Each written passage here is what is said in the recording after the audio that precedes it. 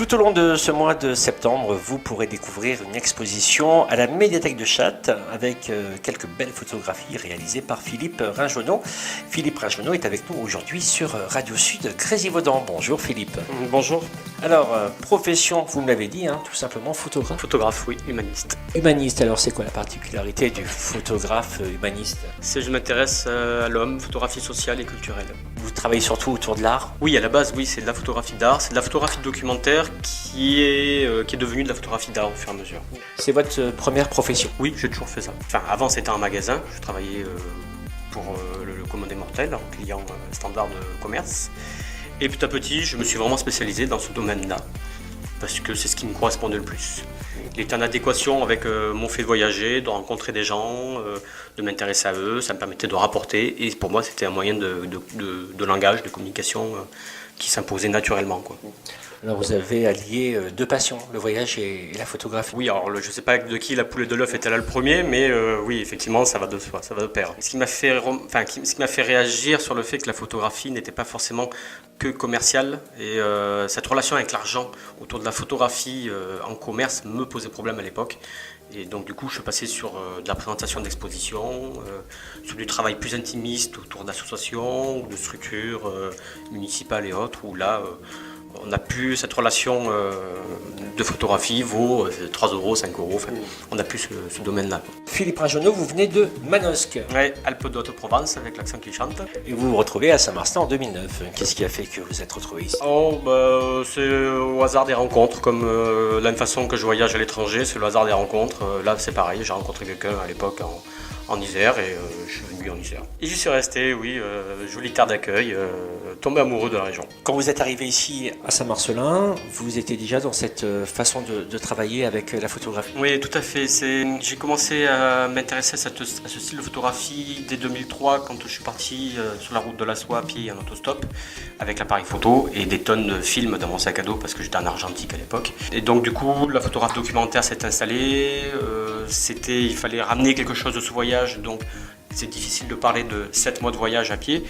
Donc il fallait du support d'image, donc j'ai fait beaucoup de photos, j'en ai fait des expos, j'en ai fait un carnet de voyage qui est devenu un livre-objet, on appelle ça, qui sera peut-être présenté à la médiathèque de Châtes et qui a été présenté aussi à la médiathèque de Saint-Marcelin à une époque. Et c'est à partir de là que je me suis dit, tiens, il faut vraiment que je me spécialise là-dedans parce que c'est ce qui me correspondait, quoi. C'était le vecteur de la rencontre, c'était un bon moyen de rapporter et de parler de lieux qu'on connaît guère, je pense à la Syrie, au Liban, à tous ces pays-là.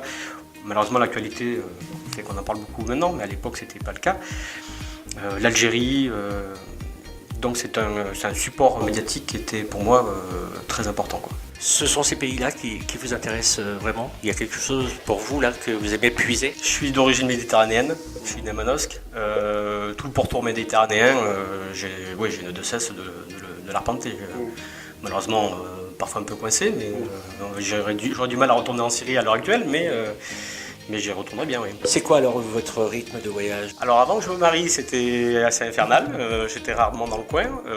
Je me suis marié il y a quelques années, donc je me suis un peu calmé. Donc là, j'aurais pas un rythme particulier, ça dépend vraiment des rencontres. C'est souvent, le voyage est souvent précipité par une rencontre que je vais faire en France. Dans une assoce, je discute avec quelqu'un qui me dit qu'il a une relation avec tel pays ou tel pays. Ça va susciter une curiosité, ou je vais l'accompagner, ou hop, et je pars. Ça veut dire que vous pouvez très bien aller boire un coup un samedi soir dans une exposition ou un lieu, et puis très rapidement prendre un billet d'avion et partir. Exactement, ou partir autrement que par avion, quoi, à pied ou ailleurs, ou en voiture, ou en fourgon, ou n'importe quoi. Alors là, on va parler un petit peu de cette exposition. Cette exposition que l'on pourra découvrir tout au long de ce mois de septembre à Châtes. Alors, qu'est-ce qu'on va pouvoir découvrir autour de cette expo? Alors, c'est un reportage sur la sensibilisation des enfants du centre de loisirs de Vinay sur leur patrimoine, sur le patrimoine du territoire. Donc j'ai accompagné sur des sorties du mercredi les enfants sur des sujets, des thèmes, des lieux particuliers où des associations nous attendaient, nous accueillaient et avaient un échange avec les enfants. Donc il y avait des aïeux, des personnes âgées. Ce qui était intéressant pour nous, c'est de voir la relation entre les enfants, cette découverte, la relation qu'ils avaient avec les personnes âgées. et de le mettre en évidence par le biais de la photographie. Alors, vous avez capté ces instants précis et intergénérationnels. Oui, tout à fait. C'est de la prise de vue sur le vif, c'est du reportage. C'est très intensif, hein. Les instants sont extrêmement courts, donc il faut être très vigilant, très mobile. La photographie de reportage dit humaniste, Cartier-Bresson disait que il fallait plus se déplacer que photographier presque.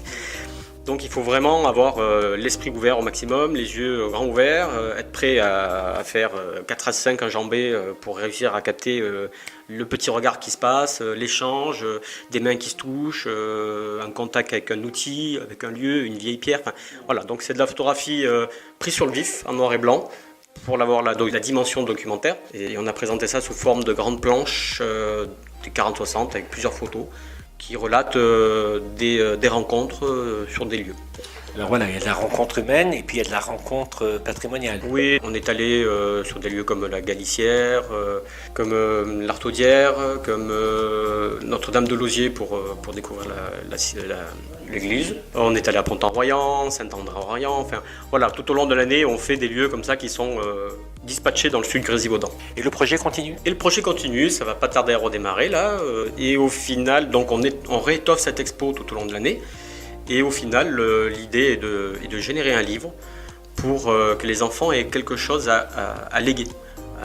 Si vous voulez, on veut générer du patrimoine pour les enfants, pour qu'ils puissent le léguer à leur tour, soit à leurs parents, soit, alors là ça serait super, à leurs enfants à venir.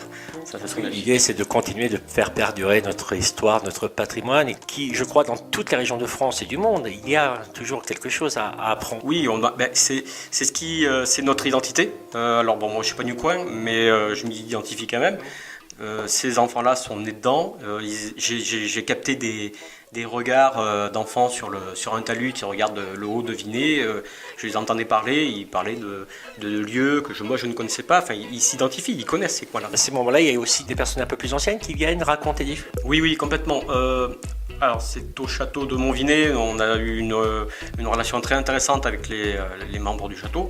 Donc il y a eu un dialogue avec les enfants posaient des questions, les personnes âgées répondaient à ces questions-là, donc autour de la guerre, autour de plein de choses, de différences des vies à ces époques. Et à partir de là, quand vous avez ces communications qui se mettent en place, vous avez des échanges de regards, de mains. On avait dispatché les enfants au milieu des personnes âgées, donc pareillement ça crée, c'est du bonheur de photographier ça parce que c'est d'une facilité. Moi je trouve ça c'est super quoi. Habituellement je fais toujours des kilomètres pour pouvoir photographier de l'humain et là on me le portait sur un plateau quoi. Et là ça correspond complètement à votre démarche artistique. Ah oui, complètement, c'est de l'humain, c'est du social et du patrimoine, du culturel. Et en plus ça je le présente dans la région, donc c'est super. Ce qui est bien aussi, c'est qu'elle va bouger cette expo. Elle ne va pas rester que à Chattes, elle va aller un petit peu de partout. Donc là elle était accrochée à la maison du département pendant 2-3 mois. Elle passe à Chattes donc tout le mois de septembre. Je l'amène à Montaut pour les journées du patrimoine. Donc je vais vite la décrocher, la mener à Montaut, la raccrocher le surlendemain à Chattes pour qu'elle finisse au niveau de la médiathèque. Après les prochaines dates, ça sera dans décembre et janvier à la mairie de Vinay. Et pour le moment, on recherche encore d'autres lieux, d'autres dates, d'autres moyens de présenter les photos, de la faire vivre en fait, une expo. Une expo est faite pour être accrochée sur un mur et pas rester dans des cartons, quoi. Alors on va inviter bien sûr les auditeurs à venir vous retrouver. Il y a d'autres choses également que vous faites parce que vous êtes je n'allais pas dire multiterrain parce qu'en plus je crois que c'est ce que vous refusez totalement. Oui, je me suis vraiment spécialisé là-dedans, je voulais pas faire le reste. Je me paye le luxe de travailler que dans ce sujet-là, quoi, de l'humain.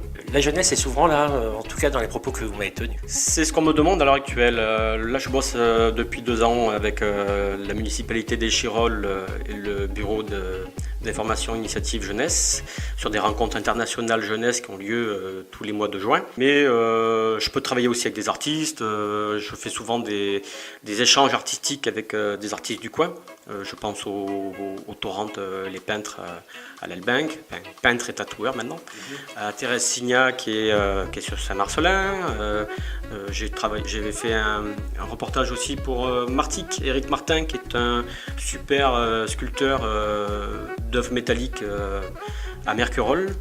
Enfin voilà, ça dépend. Ça aussi, c'est vraiment lié à des rencontres sur des soirées, quelque chose qui passe bien avec un artiste. On a toujours des choses à s'apporter. Et en plus de tout ça, vous allez vous retrouver également, enfin vos œuvres vont se retrouver également avec une art thérapeute de romans. Oui, exactement. Elle m'a contacté il n'y a pas longtemps. Elle connaissait mon travail, alors qu'il est un travail un peu plus illustratif d'œuvres d'art. C'était une expo qui avait tourné dans le coin, là, qui était passée à Cognac-les-Gorges il y a quelques années de ça. Cette expo s'appelle Au détour d'un songe. Ce sont des paysages oniriques. Cette personne donc veut travailler avec ses œuvres pour lier une relation avec son public, les faire parler autour des œuvres. Donc ça, après, c'est son boulot d'art thérapeute. Ça m'échappe un peu, mais ça devient aussi un vecteur de quelque chose d'autre.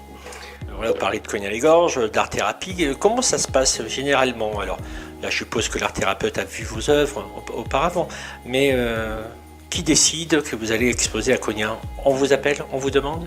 Non, c'est souvent des rencontres, une fois de plus. Oui, sur des expos déjà existantes, lors de vernissage, des gens viennent me voir en me disant j'ai ce genre de lieu à faire vivre, je cherche des expos, ou voilà, ça dépend. Est-ce qu'il y a un site internet, une page Facebook où l'on peut aller voir votre travail? Je suis sur tous les réseaux sociaux, oui. C'est devenu incontournable alors de la dématérialisation. Philippe Rinjonneau, j'ai un site internet sur Netfolio. Et voilà, et tout simplement. Et puis alors le mieux, bien évidemment, parce que là on a causé, mais pour aller voir le travail d'un photographe, il faut se déplacer. Il faut venir voir les expos, oui. Voilà, donc tout au long de ce mois de septembre, vous êtes à la médiathèque de Chattes, et puis donc le week-end des journées européennes du patrimoine, vous serez à Montaut. Exactement, et puis après décembre-janvier à la mairie de Vinay. Et on espère vous retrouver très prochainement sur Radio Sud Grésivaudan. À très bientôt, merci beaucoup. Merci beaucoup et au revoir.